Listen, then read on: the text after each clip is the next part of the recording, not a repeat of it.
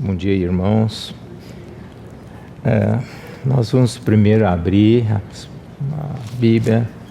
Vamos ler primeiro livro de Hebreus, capítulo 1. Começando com o verso 1. Havendo Deus outrora falado muitas vezes e de muitas maneiras aos pais pelos profetas, nesses últimos dias nos falou pelo Filho, a quem constituiu herdeiro de todas as coisas, pelo qual também fez o universo. Ele, que é o resplendor da glória, é a expressão exata do seu ser, sustentando todas as coisas pela palavra do seu poder. Depois de ter feito purificação dos pecados, assentou-se à direita da majestade nas alturas, tendo se tornado tão superior aos anjos, quanto herdou mais excelente nome do que esses. João 1,12, livro de João. Antes nós vamos ler o versículo 1. No princípio era o Verbo, e o Verbo estava com Deus, e o Verbo era Deus. Ele estava no princípio com Deus. Todas as coisas foram feitas por intermédio dele, e sem ele, nada do que foi feito se fez. A vida estava nele, e a vida era a luz dos homens. A luz resplandece nas trevas, e as trevas não prevaleceram contra ela. Verso 12. Mas todos quanto o receberam, deu-lhes o poder de serem feitos filhos de Deus, a saber, aos que crêem em seu nome. Verso 18. Ninguém jamais viu a Deus, o Deus unigênito, que está no seio do Pai, e quem o revelou. Depois, capítulo 14, João, verso 6. Respondeu-lhe Jesus: eu sou o caminho, e a verdade, e a vida. Ninguém vem ao Pai senão por mim. Vamos mais uma vez orar. Querido Pai, mais uma vez nós queremos te agradecer por essa oportunidade de estar diante de Ti, Pai. Queremos nos ajoelhar perante Ti e declarar que o Senhor é soberano, nosso Rei, Criador do céu e da terra, e acima de tudo, é o Senhor e cada um de nós. Pedimos nesse momento que Teu Espírito Santo possa vir ungir a cada um de nós, ao que fala e aos que ouvem. Que sejamos movidos por mesmo Espírito. Queremos entregar então esse momento nas Tuas mãos, em nome do nosso Senhor Jesus Cristo, Teu Filho. Amém.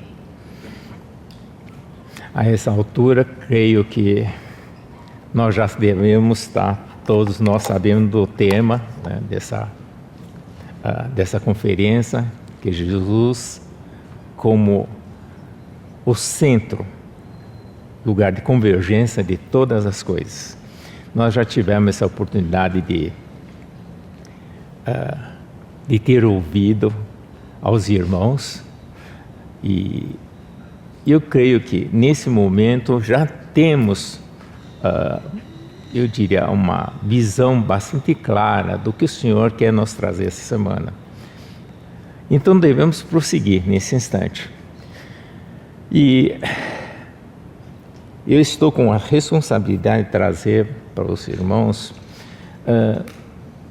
o aspecto de que Jesus é a soma, a essência, aquilo que converge nele todas as coisas espirituais. Então esse é o assunto que nós vamos tentar trazer. E o trecho que nós acabamos de ler é um trecho que já lemos aqui várias vezes, né? havendo Deus outrora falado de muitas maneiras, né, aos pais, pelos profetas, e hoje nos fala por meio do seu Filho. Então, o que Deus tem falado durante todo esse tempo? Pelos pais, aos pais, pelos profetas. Eu quero fazer uma menção aqui, né? Pessoal, por favor, eu não estou fazendo propaganda dos livros, mas tem uma série de livros lá na estante. No dia que cheguei, falei, olha aqui, estão aqui esses livros, havendo Deus falado. É uma série de livros que fala do Velho Testamento. Deus falou desse Gênesis. Gênesis, nós sabemos, fala da criação, fala da vontade de Deus. No Levítico fala do caminho de Deus. Em Números fala do andar de Deus.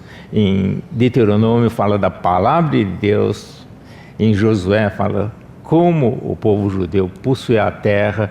E depois em Juízes, como nós devemos possuir, né, tomar possessão dessa terra.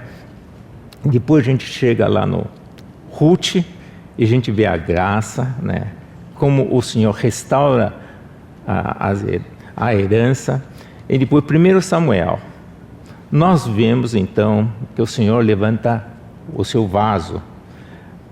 E 2 Samuel nós vemos o homem segundo o coração de Deus e assim por diante. Posso terminar de descrever temas que o Senhor falou em cada um dos livros do Velho Testamento. Ao lermos o Velho Testamento, a primeira impressão que nós temos, que o Senhor está, parece que relatando algumas histórias, e depois vem os livros poéticos, depois vem as profecias. Você fala, o que realmente todos esses livros, os 39 livros, falam? Muitas histórias. O que Deus tem falado? Ele tem falado no Velho Testamento a figura do nosso Senhor Jesus. Você sabe, no Velho Testamento foi assim. Ele só tem nos falado da pessoa do Senhor Jesus. Bom, outra série de livros que também está lá, disse vendo Cristo no Novo Testamento. Nós vimos Cristo no livro de Mateus como nosso rei, no livro de Marcos como servo de Deus, no livro de Lucas como filho do homem, no livro de João como filho de Deus. No livro de Atos nós vemos nosso Senhor Jesus no corpo. Em Romanos nós vemos nosso Senhor Jesus nos Evangelhos. No 1 Coríntios nós vemos nosso Senhor através de problemas. E no 2 Coríntios, nosso Senhor na espiritualidade. No livro de Gálatas, nós vemos nosso Senhor no meio dos erros. E no livro de Efésios, nós vimos nosso Senhor na igreja. No livro de Filipenses, nós vemos o Senhor nas suas experiências espirituais. E no livro de Colossenses, o nosso Senhor Jesus na plenitude. E no livro de 1 Tessalonicenses, nós vemos nosso Senhor Jesus na parousia. E no livro de 2 Tessalonicenses, nós vimos nosso Senhor Jesus no dia do Senhor. Na 1 Timóteo, nós vimos nosso Senhor Jesus na ordem da igreja. E no 2 Timóteo nós vimos o Senhor na crise da sua casa. E no livro de Titus nós vimos nosso Senhor na disciplina. E no livro de Filemão nós vimos o Senhor Jesus no seu maravilhoso amor. E depois no livro de Filemão nós vimos, no livro de Hebreus nós vimos nosso apóstolo e sumo sacerdote. No livro de Tiago nós vimos nosso Senhor Jesus na fé viva. E depois nós vimos na 1 Pedro o nosso Senhor Jesus como pastor das nossas almas. E na 2 Pedro, nosso Senhor Jesus no reino eterno. Na 1 João, nós vimos o nosso Senhor Jesus na comunhão cristã. E na 2 João, comunhão em amor e verdade. No livro de 3 João, nós vimos nosso Senhor Jesus na hospitalidade. E no livro de Judas, nós vimos nosso Senhor Jesus na apostasia. E finalmente, no livro de Apocalipse, nós vimos nosso Senhor Jesus como herdeiro de todas as coisas. Como nós podemos ver, o centro da palavra, de todos os livros, está o nosso Senhor Jesus. Nada que nós estudemos na Bíblia vai fugir da palavra do Senhor, da pessoa do Senhor Jesus, desculpe. A pessoa do Senhor Jesus é o centro de tudo que nós estudamos e meditamos. Essa é a razão porque nessa conferência, quando nós falamos que quando olhamos para o tema Jesus como centro da convergência de todas as coisas, vemos que todos os livros da Bíblia convergem a Ele. Nada que se fala, nada que estudamos foge da pessoa do Senhor Jesus. Em outras palavras,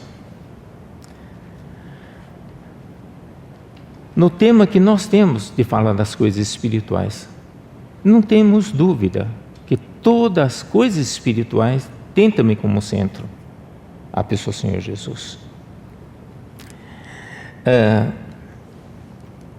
Só que agora nós vamos sair um pouquinho para olhar o que essas coisas têm a ver conosco. Quando a gente fala coisas, né, do que a gente está falando? Você sabe, existe alguns estudos que nos levam a dizer que a grande maioria das pessoas, a sua preocupação imediata na sua vida é com coisas. Vou dar um exemplo, né? Hoje de manhã levantei, pus a camisa e tomar café. De repente, 2 botões da minha camisa na frente arrebentou, bem aqui na frente. Estava vindo para cá. Opa! Você sabe, a cabeça da gente imediatamente volta. E agora? O que eu faço? Sabe, a sua preocupação, porque minha preocupação era a mensagem, né? De repente fala, cadê os botões, né? E agora o que eu faço, né? Parece que o mundo virou de cabeça para baixo, aí sai correndo. Você sabe, nossas vidas são muito, muito conectadas às coisas. Às vezes, pequenas coisas. Quem mora em São Paulo, primeira coisa que acontece quando a gente levanta, não sei o quê, tomar café é trânsito. Aí eu falei, qual caminho pegar, e alguém começa a mandar na vida da gente. Dessa coisa que se chama Waze. Você sabe, nós, quando estarmos no mundo, nós somos conectados a coisas. E para nós, a gente tem uma imagem muito borrada do que são coisas espirituais. Nós não temos uma clareza. Primeiro, o que é uma realidade espiritual? O que são coisas espirituais? Isso é normal para a gente, né? Nós, assim como cristãos, quando nós reunimos, nós falamos muito sobre salvação, justificação, santificação, né? São assuntos que a gente pergunta: você tem a salvação? Então, até a própria expressão disse: você possui essa coisa chamada salvação? Você tem aquela outra porção que se chama paciência? Você tem outra porção? Você sabe, gente, nós pegamos a nossa vida cristã e começamos a dividir em compartimentos. E cada um desses compartimentos, nós começamos a chamá-los de coisas. E a gente diz: aquilo lá é isso, aquilo lá é aquilo. Então tem tantas coisas que o Senhor nos concede, que nós somos um conjunto de coisas, né? Parece aquele piloto de Fórmula 1 com um monte de, né, símbolos no corpo, né, grudado, né?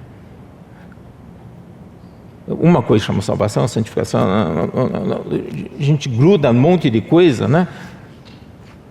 Isso é ser um cristão. E parece que a gente entra numa reunião e diz: quantas medalhas tem no peito, né? Como se diz, como nós possuímos coisas. E parece que nossas vidas cotidianas são pautadas, pilotadas por essas coisas. E nós buscamos as coisas do Senhor. Veja nossas orações. Nós pedimos isso, pedimos aquilo, pedimos sua proteção, pedimos... Tem vários assuntos, nós pedimos um conjunto de coisas. E nós estamos, na nossa reunião, estamos estudando a harmonia dos evangelhos, e nós vemos que na experiência do nosso Senhor aqui na Terra, Ele sempre está lidando com a multidão, com as pessoas, do ponto de vista de o que essas pessoas estão buscando. Uma das ocasiões em Marcos 7, lá fala de uma mulher Ciro Fenícia, que estava rogando ao Senhor Jesus que cure o seu filho. O Senhor Jesus disse que não é bom dar pão dos filhos, né, aos cachorrinhos. Então, claramente lá, ele, como se fosse aquele pedido fosse uma coisa que Jesus iria dar. E a mulher diz assim: mas até os cachorrinhos comem das migalhas que caem. Mas a mulher entendeu perfeitamente o que o Senhor está querendo dizer. Ele continua insistindo, e Jesus disse: olha a fé dessa mulher. Não é somente o pão, não são as migalhas, mas a pessoa do Senhor Jesus Cristo é aquele que dá as coisas. O discípulo não tinha entendido. Mas aquela mulher entendeu quem era a pessoa do Senhor Jesus. Por isso, muitas vezes, o Senhor se manifesta por meio das coisas que Ele nos dá. E dessa forma que o Senhor interage. Vocês devem recordar na conferência, para quem esteve na conferência passada, quando nós falamos sobre a adoração, que quando o Senhor falou com a mulher samaritana, o tema inicial era a água. A mulher estava tirando a água e aí foi me engatando uma conversa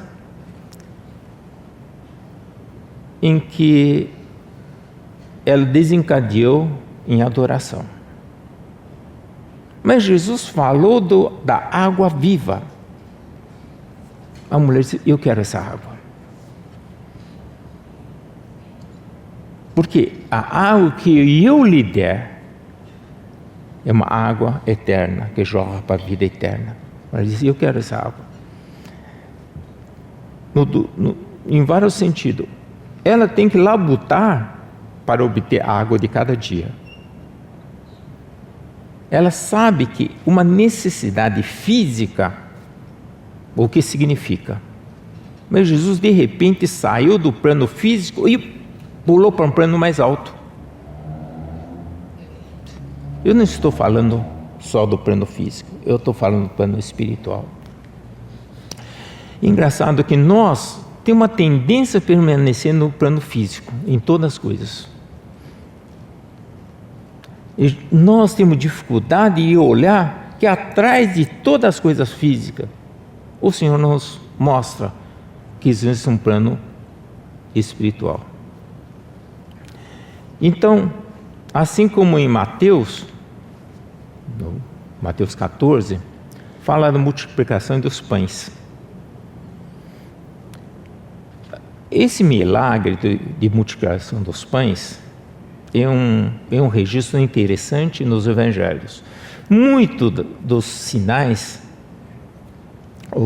nós vemos que o que está registrado nos evangelhos sinópticos e no livro de João, né, são diferentes. Mas na multiplicação dos pães, tanto está registrado no livro de Mateus, Marcos e Lucas, como também está registrado no livro de João. Só que João nos traz uma peculiaridade, né? Como ontem o irmão Lúcio já compartilhou conosco, o livro de João, o Evangelho de João, é um livro especial. Ele fala de algumas coisas diferentes, mesmo relatando o mesmo fato. E o que está relatado na multiplicação dos pães? Fica em João 6:15. Depois que Jesus realizou o milagre, a multiplicação dos pães, Jesus resolveu se retirar. Por quê? Porque na passagem, acho que é interessante a gente ler, né? 6:15, né? Sabendo, pois, Jesus que estava para vir com o intuito de arrebatá-lo para proclamarem rei, retirou-se novamente sozinho para o monte. Imagina, Jesus de repente, ele multiplicou os pães e alimentou milhares. O pessoal diz: olha, esse é o rei que a gente quer. Tá, que a gente não precisa mais nem trabalhar, toda hora ele faz assim, aparece pão, peixe, né? Esse é o rei. Todo mundo quer um rei desse jeito. E aqui a palavra diz: eles tinham intuito de arrebatá-lo para ser rei. Que engraçado, né? Eles iam sequestrar o Senhor Jesus. E como se fosse, né, pegar Jesus, colocar num palácio, né, sequestrado, né, e dizer para a pessoa: agora eu quero peixe, agora eu quero pão, agora, né, Jesus vai distribuindo, né?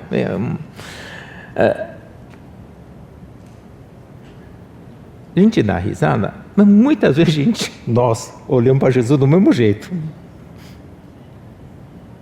né? Só que, claro, a gente não consegue mais sequestrar, mas ele está lá no céu, Jesus, agora sim, né? O apóstolo João fez questão de registrar esse fato de maneira especial, dizendo: nós, muitas vezes, depois que recebemos a graça do Senhor, muitas vezes a gente tem intenção de sequestrá-lo. Você sabe, é um sentimento meio diferente de nós sermos o Senhor do nosso Senhor. Muitas vezes nós vemos que é tão bom nós termos Cristo, porque Ele é provedor de todas as coisas. Seja essas coisas físicas, né, ou coisas espirituais. Ele pode nos dar amor, longanimidade, misericórdia, humildade. Cada uma dessas coisas Ele pode nos dar. Então, que tal a gente tomar posse dele, né? Ficar com Ele, Ele nos suprir de todas essas coisas. A cabeça nossa tem tem um conceito muito de utilitarista, né? De pensar, isso é muito útil para a gente.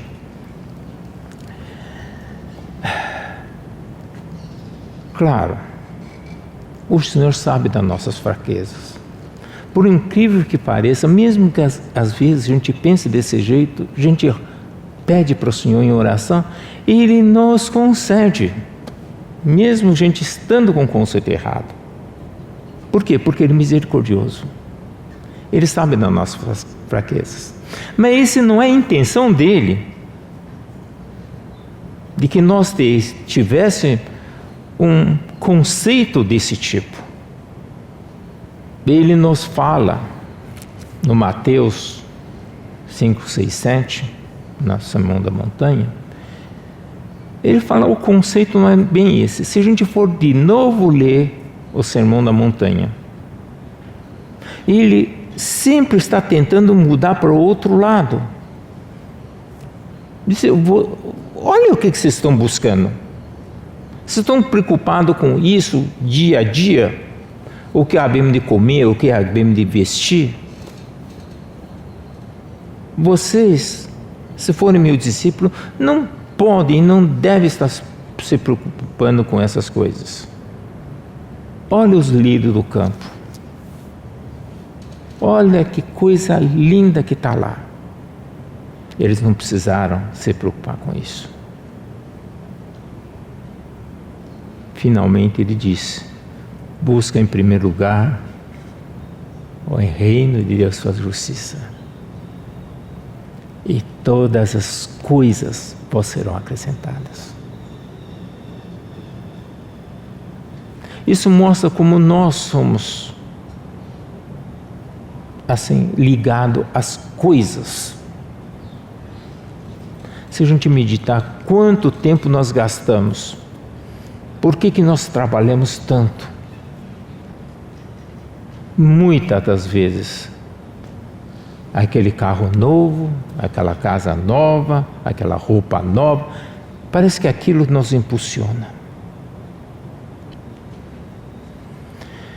Ele pede de novo que a gente volte.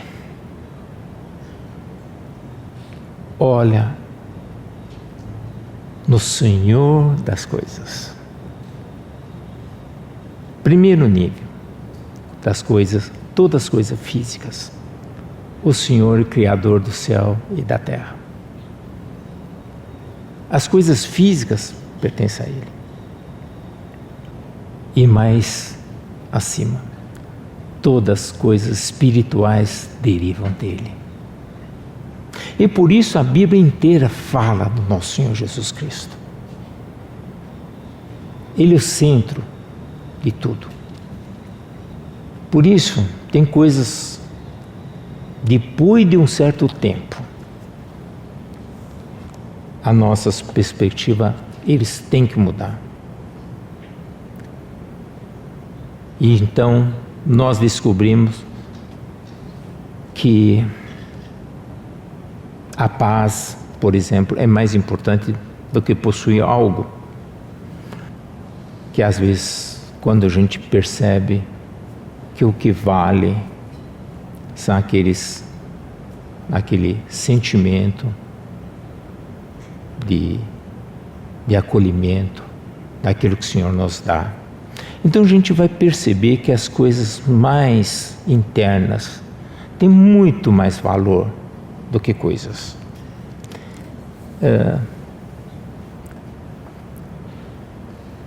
Outro dia estava lendo e vendo algumas coisas sobre algumas coisas que as pessoas não gostam muito de falar, né? Que é a morte, né? Disse como muda a perspectiva. Você vai perceber que tudo que a gente está buscando, se alguém chega para você e diz assim: você só tem uma semana de vida, sabe, tudo aquilo que você está buscando passa a não ter sentido nenhum.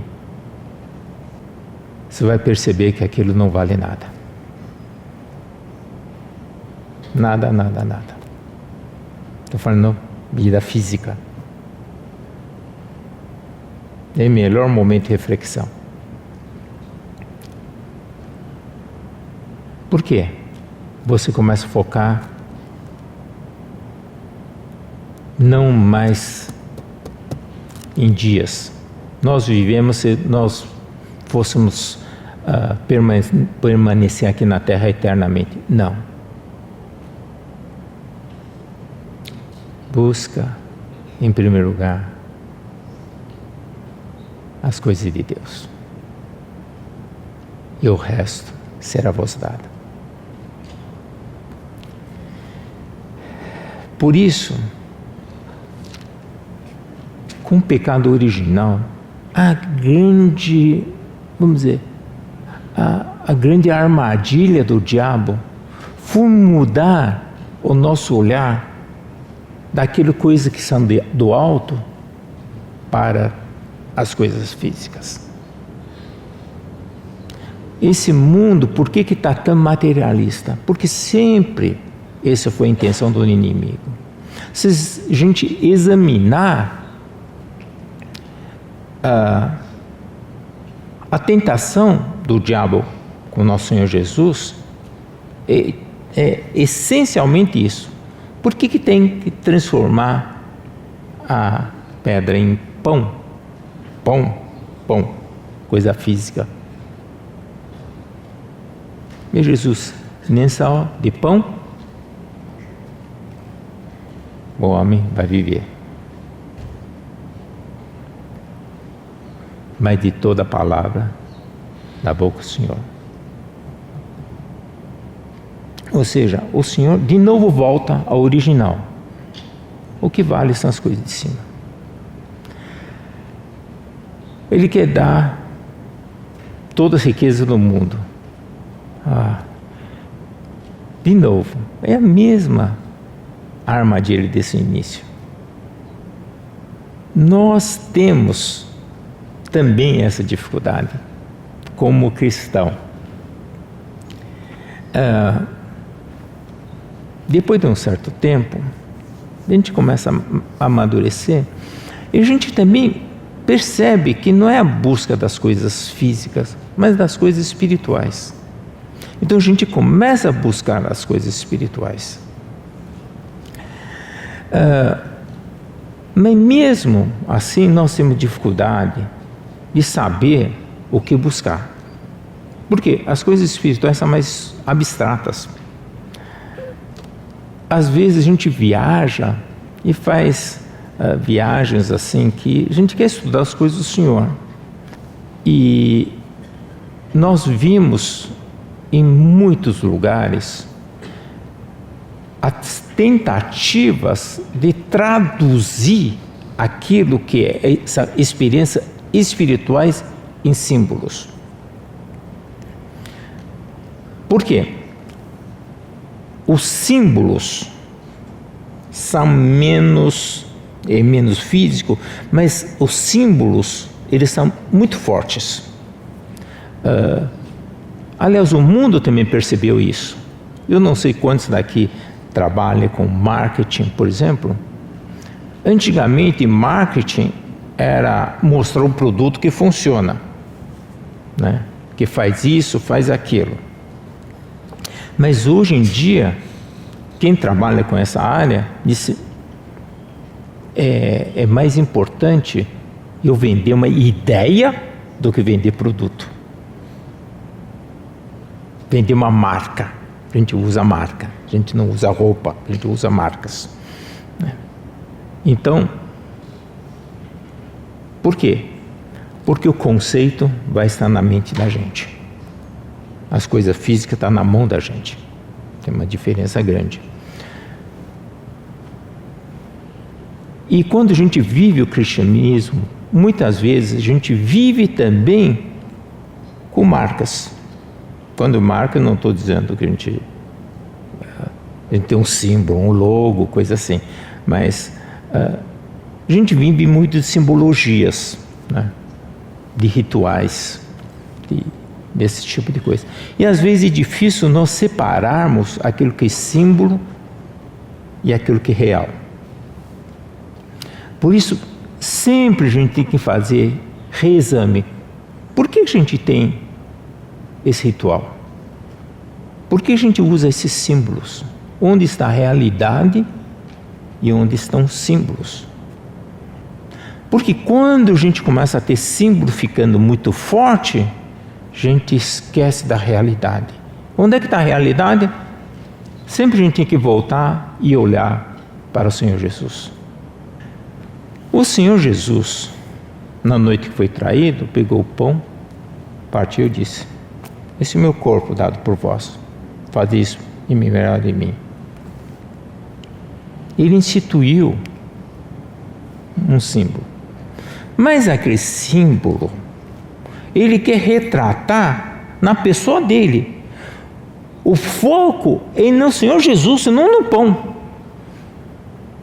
Por aí a gente vai dizer, não, o pão tem que ser desse jeito, o pão tem que ser daquele jeito, tem que ser com fermento, sem fermento, sabe? O principal é naquele que partiu, não na coisa. O Senhor quer que a gente lembre dele. Ele tem como foco ao nos ensinar que eu sou doador de todas essas coisas. Todas essas coisas convergem para mim. Eu estou tentando descrever a nossa natureza, a característica humana, e sempre voltar naquelas coisas que são mais palpáveis, mais caracterizáveis. E por quê? Porque parece-nos que isso está muito mais ligado ao nosso dia a dia. Eu tenho receio disso aqui. Eu fiquei meditando muito no que eu ia falar sobre isso, porque ele fala da nossa característica que não consegue discernir muito bem aquilo que é físico, a função daquilo e o significado daquilo. E o que é mundo físico e o que é mundo espiritual. Nós, na verdade, antes de mais nada, vivemos no mundo espiritual, depois no físico. A gente sempre inverte as ordens. A gente primeiro vive no mundo físico, depois, sei lá, se der a gente pensa. O Senhor veio para nos dar vida, vida em abundância. Que vida é essa? Ele não nos prometeu a vida de palácio. Ele não nos prometeu que todo dia a gente vai comer um banquete. O que é essa vida abundante? Vida num plano mais alto. Alguns irmãos, se percebe claramente que eles vivem num plano mais alto. Plano mais alto não é que tem um apartamento melhor, carro melhor. Não. A vida deles num plano mais alto. A vida abundante significa isso.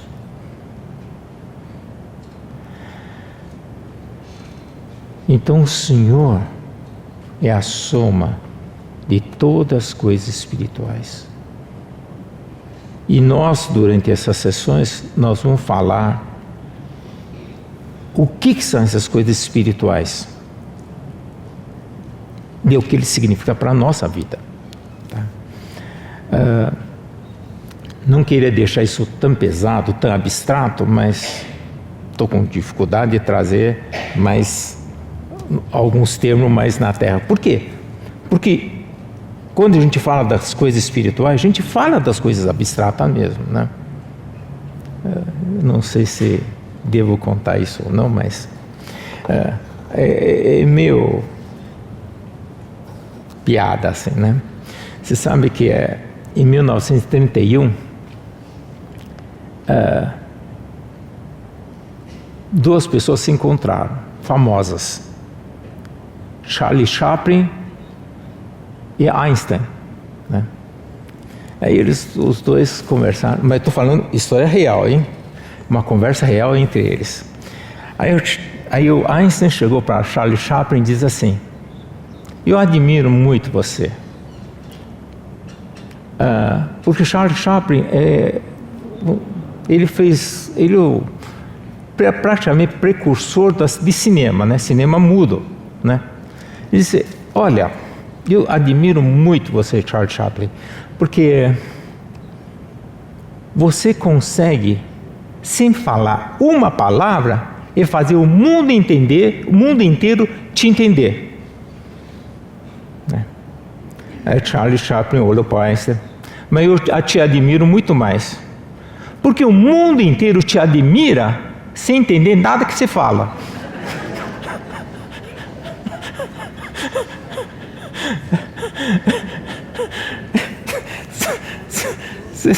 Você sabe, todos nós sabemos, né, do Einstein, né? Mas pouca gente sabe falar sobre o que ele fala, né? Então, mas gente concorda, né? Que ele pensa no outro nível. Então, é isso. Eu não estou querendo que todos nós conheçamos a lei da relatividade, né? Aqui. Mas você sabe, às vezes a gente não entende totalmente, mas às vezes não precisa, porque a gente sabe que é aquilo, porque o Senhor fala diretamente ao nosso espírito. Em Salmo 42, em um salmo muito conhecido, diz: como a corça suspira pelas águas, assim por ti, Senhor, suspira a minha alma. Lá fala do interior das pessoas, de suspirar por Deus, uma coisa interna, íntima. Como as corças suspiram pelas águas, assim a minha alma suspira por meu Deus. No verso 7, um abismo chama outro abismo, ao fragor das tuas catadupas. todas as tuas ondas e vagas passaram sobre mim. Aqui fala de uma comunhão, de um abismo a outro abismo, uma comunhão profunda entre dois seres. Essa é a comunhão que nós temos com o nosso Senhor. Não é uma comunhão física, nem mental, mas muito mais profundo. É de um abismo a outro abismo. Não preciso de palavras para explicar. Mas eu entendo. Porque Ele me fala.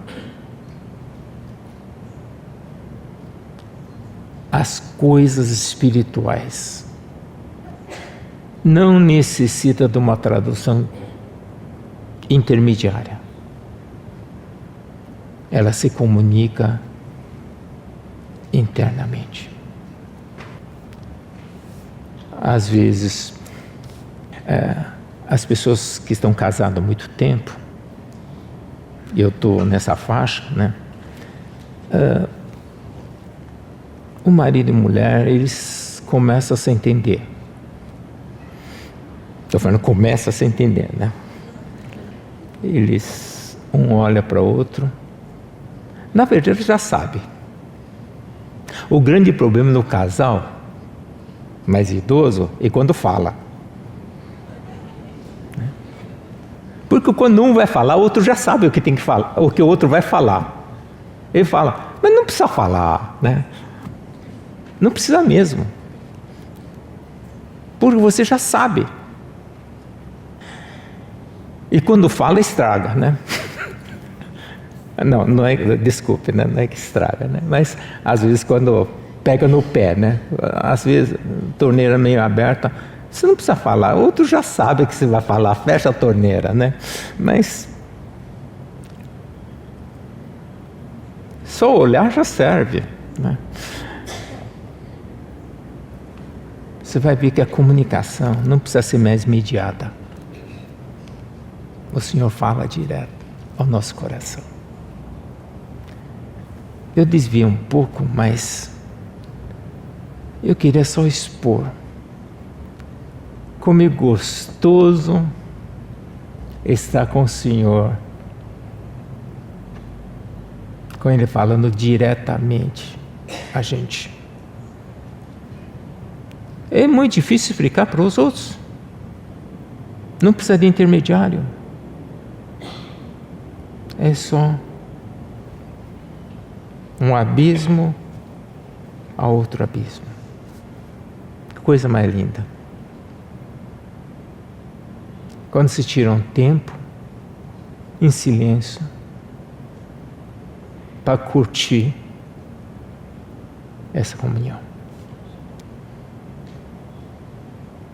Então, as coisas espirituais, você percebe que está muito acima das coisas físicas. E como são preciosas as coisas espirituais. Então, eu vou pular uma parte e eu vou diretamente para um trecho que eu queria compartilhar com vocês hoje, né? Eu não termino, mas continuo na outra sessão. E quando nós vamos pegar a característica do livro de João, né? Eu sei que essa parte o irmão Lúcio deve falar bastante, mas eu só vou tirar esse versículo por enquanto, quando diante de uma indagação, Jesus responde: eu sou o caminho, a verdade e a vida. Jesus é o caminho, Jesus é a verdade e Jesus é a vida. Eu queria destacar esse versículo como um dos exemplos de Jesus como a convergência de todas as coisas espirituais. O Senhor e o caminho. O que é um caminho? Sabe, o caminho nos lembra muito um método, né? Uma coisa a ser feita. Nós queremos muitas vezes ter o caminho, conhecer o caminho, né? O caminho sempre lembra como nós devemos fazer as coisas. Você sabe que essa é a minha grande briga na minha profissão, né? É tentar ensinar as coisas para meus alunos. E não está muito fácil ensinar, né?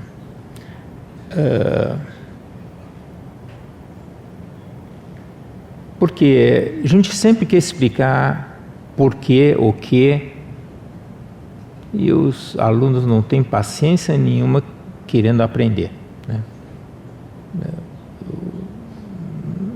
Não sei se eu consigo culpá-los por conta disso. Você sabe por que eles não querem? Porque quando eu tento explicar por quê e o quê, eles olham para mim e dizem: como é que faz, hein? Na prova o senhor vai dar fórmula? Decorar a fórmula? Não, na prova eu dou fórmula, sim. Eu quero saber como é que faz. Às vezes eu tenho vontade de dizer: tu vai no YouTube. Ué, lá diz como é que faz, né? Tudo que você quer fazer alguma coisa, tem alguém fazendo unboxing, né? Então, esse é o grande problema que nós temos hoje. Nós estamos muito mais preocupados em ter um Waze para tudo.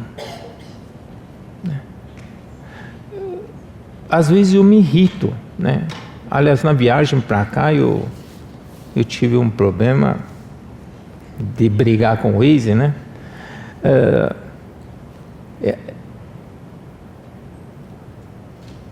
O Waze, ele é assim, né? Ele diz para você: se vira primeiro à direita, fica depois no meio, na pista do centro, depois vira à esquerda. Você sabe o que é? Você tem que confiar que ele vai te levar no lugar certo, porque você nem sabe como é que dá o próximo passo. Você dá um passo, ele depois próximo, é assim, próximo. Tem gente que fica contente com isso. Eu gosto de pegar o Waze, principalmente no lugar. Eu queria saber qual o trajeto total que ele vai fazer, aonde vai chegar, qual o percurso antes de começar. Aí às vezes eu brigo com quem está do lado. Eu quero saber depois aonde que vai. Fica quieto, obedeça, né? Meio assim, né? Nós somos uma geração, principalmente mais nova. Eles querem confiar nos artefatos como método de levar de um lado para outro. Ele pega o Waze e diz assim: eu tenho o caminho. Se ele me dissesse o próximo passo, eu não preciso saber mais. O ponto que muitas vezes leva ao destino que a gente traçou, nós traçamos, mas às vezes a gente não entende. Nós queremos conhecer. Por que nós queremos conhecer uma fórmula? Por que nós queremos conhecer um método? Por quê? Porque nós podemos repetir a fórmula. A fórmula é para ser repetida. O método é para ser repetido. Por que nós queremos repetir? Porque com isso não precisamos mais nem pensar. Nós queremos tirar isso da frente. Nós não queremos mais depender. A fórmula vai me dizer o que eu tenho que fazer. Eu não preciso mais perguntar: o que devo fazer, Senhor? Já sei o que fazer. O Senhor já me deu a fórmula. É só repetir a fórmula. Eu passo a ser Senhor da fórmula. Por isso, o caminho não é método. Quando o Senhor disse isso, o caminho ele não é método. E nós gostamos daquela frase, que eu acho super legal, dizemos, queremos ir atrás da pegada do Cordeiro. Isso nós queremos. Tem que tomar um cuidado. A sua atenção está na pegada ou no Cordeiro? Muitas vezes nossa atenção está na pegada. Apenas. Esquecer do Cordeiro. Claro, as duas figuras estão juntas. Mas às vezes a gente só procura pegadas. Nós muitas vezes passamos de uma extremidade à outra. O Mateus 16 fala desse fato, né? Quando Jesus perguntou para os discípulos: quem dizeis que eu sou? E o Pedro diz: tu és Cristo, Filho de Deus vivo. Jesus o elogiou por ir saber quem é a pessoa do Senhor Jesus. Mas quando Jesus disse: eu vou ser entregue na mão dos escribas fariseus, e eu vou morrer, ressuscitar, Pedro: não. Por quê? Veja, o Pedro sabia quem era o Senhor, queria o Senhor, mas não queria o caminho dele. O caminho dele é muito sofrido. Eu não vou nesse caminho, não. Veja, tem gente que só quer caminho. Tem gente que só quer Senhor sem o seu caminho. É inseparável. Porque o caminho do Senhor é o Senhor. Quando você decide pelo Senhor, Ele é a convergência de todas as coisas. Isso implica o caminho. Mas você ou escolhe, inseparável. Ele é o caminho. Ele não te dá um caminho. A gente muitas vezes pede para o Senhor Senhor, me dá um caminho. Né? Melodiosamente eu gosto muito daquela música, né? Deus fará para mim um caminho, não sei o quê, né? Música é muito bonita, né? Mas tem um certo problema aqui, né? Nós queremos que Deus faz um caminho para mim, mas Ele é o caminho. Ele já tem. Ele já tem um caminho. Mas a gente queria o nosso caminho. Quando a gente pede um caminho, Senhor, a gente toma posse do caminho e vira o nosso caminho. Não. O caminho é Ele. Continua sendo Ele. Claro. Cada um de nós, Senhor, vai nos dirigir de uma maneira diferente. Eu tenho certeza disso. Os meus caminhos são diferentes dos seus. Porque ele deriva do seu relacionamento direto com o seu Senhor, com o nosso Senhor. Mas fique tranquilo, é o melhor caminho. Porque é caminho do nosso Senhor. Esse é o caminho. Não é uma fórmula, não é um método. Ele vai nos dizer, mas sabemos que Ele, a ênfase está nele, Ele não caminha. Caminho e consequência. Por que é isso? Porque nós temos de concordar com Ele, que nós não somos capazes de fazer nada corretamente sem Ele. Essa dificuldade, muitas vezes, porque a gente estuda a Bíblia. Né? A gente estuda a Bíblia é para conhecer mais a Bíblia ou conhecer mais o Senhor. Então, quando nós temos essa conferência bíblica no começo do ano, temos como ênfase estudar mais profundamente a Bíblia para conhecer ao Senhor. Por quê?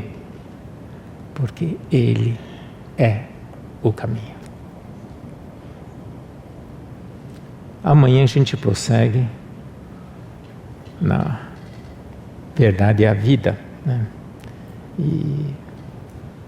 E algumas outras coisas ainda, né? Então, não queria atrapalhar o próximo preletor, então vou encerrar por aqui, tá bom? Vamos orar. Querido Senhor, mais uma vez nós te agradecemos por essa oportunidade de estar aqui. Pai, faça-nos te conhecer, Pai. Faça-nos entender que nós te pertencemos. Faça-nos entender que o Senhor é aquele que é Criador, mantenedor e aquele que vai finalizar todas as coisas nesse universo. Nós queremos te louvar, te agradecer, porque o Senhor é centro de todas as coisas. É o centro da convergência de todas as coisas espirituais. Fique conosco nesse tempo e nos guarde. Em nome do nosso Senhor Jesus Cristo, teu Filho. Amém.